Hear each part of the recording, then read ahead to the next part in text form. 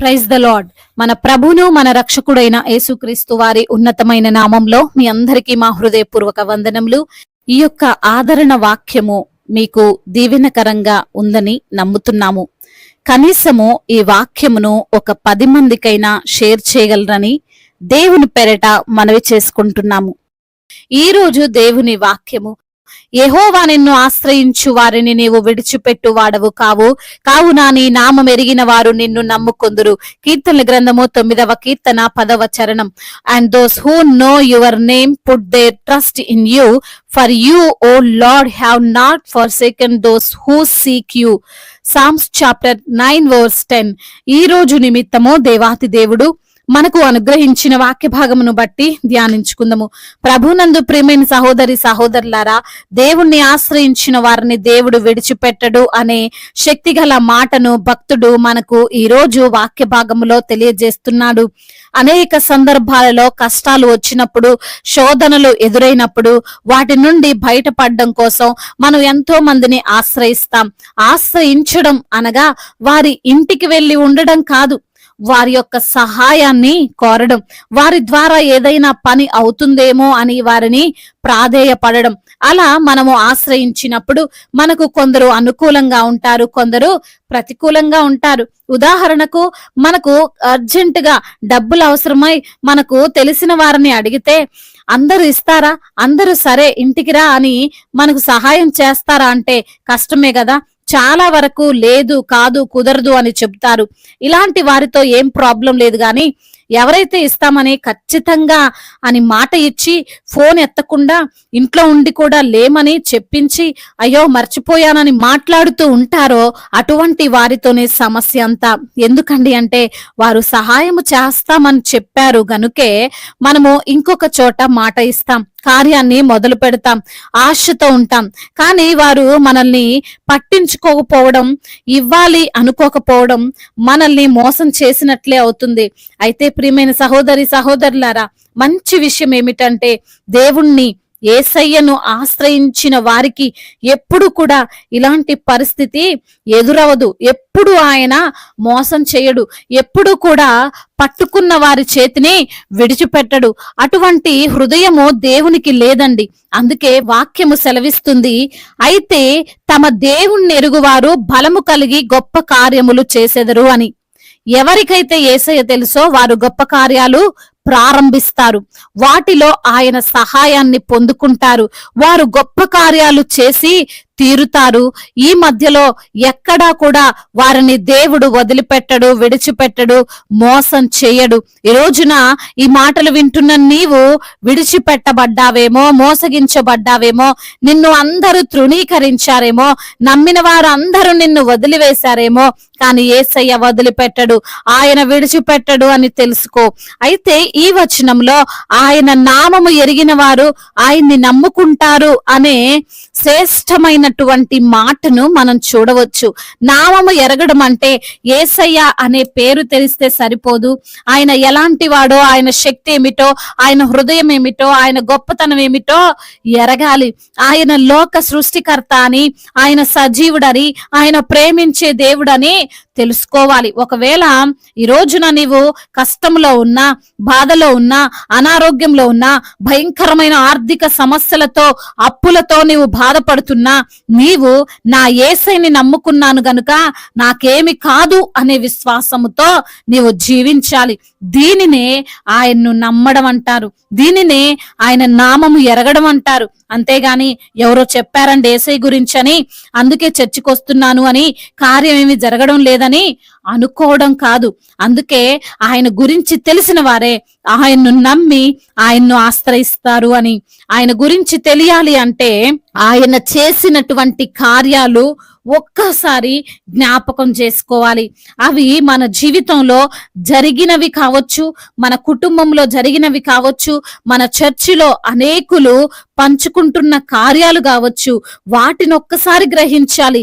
అప్పుడు మనలో ఇంకా విశ్వాసము కలుగుతుంది. సమస్యల నుండి దేవుడు కాపాడగలడు అనే నిబ్బరత వస్తుంది. దావీదు గొలియాతును ఎదుర్కోవడానికి ఎందుకు వెళ్ళాడు అంటే, అంతకు ముందు దావీదు సింహమును ఎలుగుబంటిని ఎదుర్కోవడానికి దేవుడు సహాయము చేశాడు. అదే విశ్వాసముతో అదే ధైర్యముతో గొలియాతు మీదికి వెళ్ళాడు, గెలిచాడు. కాబట్టి నీవు ఈ రోజున కృంగిపోవద్దు. నీకు ఆయన నామం తెలుసు, ఆయన శక్తి ఏమిటో తెలుసు, ఆయన బలమేమిటో తెలుసు. కాబట్టి పరిస్థితులు ఏవైనా, ఎంత భయంకరమైనవైనా సరే, యేసయ్యను నీవు ఆశ్రయించు. ఆయన నిన్ను విడిచిపెట్టడు. తప్పకుండా రక్షించి కాపాడి క్షేమాన్ని ఇస్తాడు. దేవుడు ఈ మాటలను దీవించి మన హృదయములో ఫలింప చేయునుగాక. వాక్య భాగమును బట్టి ప్రార్థించుకుందాము. ప్రతి ఒక్కరు కూడా ప్రార్థనలో ఏకీభవించగలరు. ప్రార్థన. మహాశక్తి సంపన్నుడా, మహోన్నతుడా, కృపా కనికరములు కలిగిన దేవా, జీవాధిపతి, మీకు వందనములయ్యా, స్తుతులు స్తోత్రములు చెల్లిస్తున్నాం ప్రభువా. అయా తండ్రి, అద్వితీయ దేవుడవు, ఆరాధనకు యోగ్యుడవు, అయ్యా నిన్ను ఆశ్రయించిన వారిని ఎప్పుడు కూడా విడిచిపెట్టని దేవుడవు ప్రభువా. ప్రేమగల దేవుడవు, శక్తి కలిగిన దేవుడవు, కృపా సత్య సంపూర్ణుడవు ప్రభ, మీకు స్తోత్రాలయ్యా. ఈ రోజున లేఖనము ద్వారా మీరు మాతో మాట్లాడారు ప్రభా. అయా నిన్ను ఆశ్రయించిన వారిని నువ్వు ఎప్పుడు కూడా విడిచిపెట్టని దేవుడవని, నీ నామం ఎరిగిన వారు నిన్ను నమ్ముకుంటారని అయా లేఖనము ద్వారా మీరు సూటిగా తేటగా మాతో మాట్లాడారు. ఈ రోజున ఎందరైతే బిడ్డలు ప్రభా మీ నామమును ప్రేమించి మీ సన్నిధిలో మొరపెడుతున్నారో ప్రతి బిడ్డను మీరు జ్ఞాపకం చేసుకోండి. వారికి ఉన్న అనారోగ్య సమస్యల నుండి విడుదల దయచేయండి అయా. వారికి ఉన్నటువంటి అయా శారీరక బలహీనతలన్నింటినీ యేసు నామములో కొట్టివేయండి. మీ శక్తి చేత నింపండి. మీ యొక్క రక్తంలో బిడ్డలు కడగండి, పవిత్రపరచమని వేడుకుంటున్నాం ప్రభా. మరణ పడకపై ఉండి మీకు మొరపెడుతున్న ప్రతి బిడ్డను మీరు లేవనెత్తండి. ఆర్థిక సమస్యలను, అప్పుల భారాలను యేసు నామములో కొట్టివేయండి. అప్పు తీసుకునే వారిగా కాదు గాని అప్పు ఇచ్చే బిడ్డలుగా వారిని ఆశీర్వదించండి. తలగా ఉంచుతాను గాని తోకగా ఉంచునన్న మీ వాగ్దానము వారి జీవితంలో మీరు నెరవేర్చమని బ్రతిమిలాడుకుంటున్నాము తండ్రి. అదే విధంగా నా ప్రభా, ఎందరైతే బిడ్డలు ఉద్యోగము లేక బాధపడుతున్నారో ప్రభా, వారికి మంచి ఉద్యోగాన్ని దయచేయండి. చేతి పనులు లేక దిగులు చెందుతున్నారో ప్రభా, అయా మంచి పనులను వారికి కల్పించమని వేడుకుంటున్నాం. చిన్న బిడ్డలందరినీ కాచి కాపాడండి తండ్రి. యవన బిడ్డలందరికీ మీరు తోడుగా ఉండండి ప్రభా. యవన వయసులో చెడు వ్యసనాలకు బిడ్డలు బానిసలు కాకుండా మీ యందు భయభక్తులు కలిగినటువంటి జీవితాన్ని వారికి మీరు ప్రసాదించండి ప్రభా. మీ వాక్యమునకు లోబడేటువంటి మనస్సును వారికి దయచేయండి దేవా. అదే విధంగా కుటుంబముల సమస్య, భార్య భర్తల మధ్య విభేదాలు, అన్నదమ్ముల మధ్య విభేదాలు, ఆస్తి తగాదాలు అయా వాటన్నిటి నుంచి కూడా విడుదల దయచేయమని వేడుకుంటున్నాం అయా. అదే విధంగా నా ప్రభువా అయా, ఎందరైతే బిడ్డలు ఈ రోజున ప్రయాణాల్లో ఉన్నారో వారి ప్రయాణం అంతటిని సుఖముగా క్షేమముగా ఉండునట్లుగా కృప చూపించండి అయా. వారి యొక్క వాహనము చుట్టూ మీ కంచెను, మీ కాపుదలను దయచేయమని వేడుకుంటున్నాం. అదే విధంగా నా ప్రభువా అయా, ఎందరైతే బిడ్డలు ఈ రోజున నా తండ్రి సంతానము లేక బాధపడుతున్నారో వారికి సంతానమును దయచేయండి నా ప్రభువా అయా. మరి తండ్రి హన్న గర్భాన్ని తెరిచిన దేవుడు, శారా గర్భాన్ని తెరిచిన దేవుడు, బిడ్డల యొక్క గర్భాన్ని తెరిచి అద్భుతకరమైన కార్యమును వారి పట్ల జరిగించమని వేడుకుంటున్నాం. గర్భిణీ స్త్రీలను మీరు దీవించండి. తల్లి బిడ్డలకు క్షేమాన్ని అనుగ్రహించండి తండ్రి. అదే విధంగా ఇప్పుడే పుట్టిన చంటి బిడ్డలను కూడా మీరు జ్ఞాపకం చేసుకోండి ప్రభా. మంచి ఆరోగ్యవంతులుగా వారిని తండ్రి మీరు ఆశీర్వదించండి దేవా. అదే విధంగా కోర్టు సమస్యలు, ల్యాండ్ సమస్యలు అన్నిటి నుంచి కూడా విడుదల దయచేయండి. అదే విధంగా నా దేవా, ఎందరైతే బిడ్డల వివాహాల విషయాల్లో తండ్రి మీ సన్నిధిలో మొర పెడుతున్నారో వారి మొరను మీరు ఆలకించండి అయ్యా. మీకు తండ్రి మహిమకరంగా వారి వివాహము జరుగునట్లుగా కృప చూపించండి తండ్రి. అదే విధంగా నా ప్రభువా, ఎందరైతే బిడ్డలు అనాథలుగా ఉన్నారో, అభాగ్యులుగా ఉన్నారో, దీనులుగా ఉండి మీ సన్నిధిలో మొర పెడుతున్నారో వారి మొరను మీరు ఆలకించండి అయ్యా. విధవరాల పక్షముగా మీరుండి న్యాయములు తీర్చండి దేవా. మీరే వారి అవసరతలన్నింటినీ తీర్చమని బ్రతిమిలాడుకుంటున్నాం ప్రభువా. అదే విధంగా దేవా, దైవజనులందరికీ మీరు తోడుగా ఉండండి అయ్యా. వారి పరిచర్యను దీవించండి అయ్యా. వారి పరిచర్యను విస్తరింప చేయండి. అనేక ఆత్మలను రక్షించే భాగ్యాన్ని దయచేయమని వేడుకుంటున్నాం. సువార్థికులను మీరు దీవించండి ప్రభా. మిషనరీని మీరు ఆశీర్వదించండి నా ప్రభా. మీ సేవలో వారు ముందుకు వెళ్తుండగా వచ్చే అడ్డంకులు, ఆటంకాలు అన్నిటి నుంచి కూడా విడుదల దయచేయండి దేవా. అదే విధంగా నా ప్రభా, అధికారులందరినీ మీరు జ్ఞాపకం చేసుకోండి అయ్యా. వారికి తండ్రి అయ్యా మీ యొక్క శక్తిని, మీ బలాన్ని ఇవ్వండి ప్రభా. మా భారతదేశాన్ని సమాధాన దేశముగా, ప్రేమ కలిగిన దేశముగా, అభివృద్ధి కలిగినటువంటి దేశముగా అయ్యా మా మా భారతదేశాన్ని మీరు ఆశీర్వదించండి. ఇతర దేశాల్లో ఉంటున్న మీ ప్రియులను, మీ బిడ్డలను కూడా మీరు జ్ఞాపకం చేసుకోండి.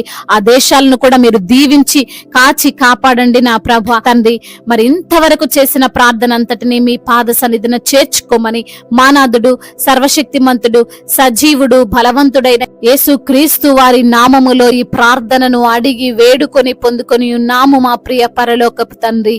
ఆమేన్. ఈ రోజు పెళ్లి రోజు మరియు పుట్టినరోజు జరుపుకుంటున్న వారందరినీ దేవుడు దీవించి సకల మేలులతో, ఆశీర్వాదములతో, కృపా క్షేమములతో, శాంతి సమాధానముతో దేవుడు మిమ్మల్ని నింపునుగాక. మీ యొక్క ప్రార్థన అవసరతలను మాకు తెలియజేయగలరు. మీ కొరకు మేము తప్పక ప్రార్థిస్తాము. మొదటిసారిగా మన యొక్క ఆదరణ వాక్యం చూస్తున్నట్లయితే తప్పకుండా సబ్స్క్రైబ్ చేసుకోగలరు. ఈ వాక్యం మీకు ఆశీర్వాదకరంగా ఉండినట్లయితే అనేకులకు కూడా ఈ వాక్యాన్ని పంపి మీరు కూడా దేవుని యొక్క రాజ్య సువార్తలో పాలిభాగస్తులు కావాలని దేవుని పేరిట మనవి చేసుకుంటున్నాను. May God bless you all. దేవుడు మిమ్మల్ని దీవించి బహుగా ఆశీర్వదించునుగాక.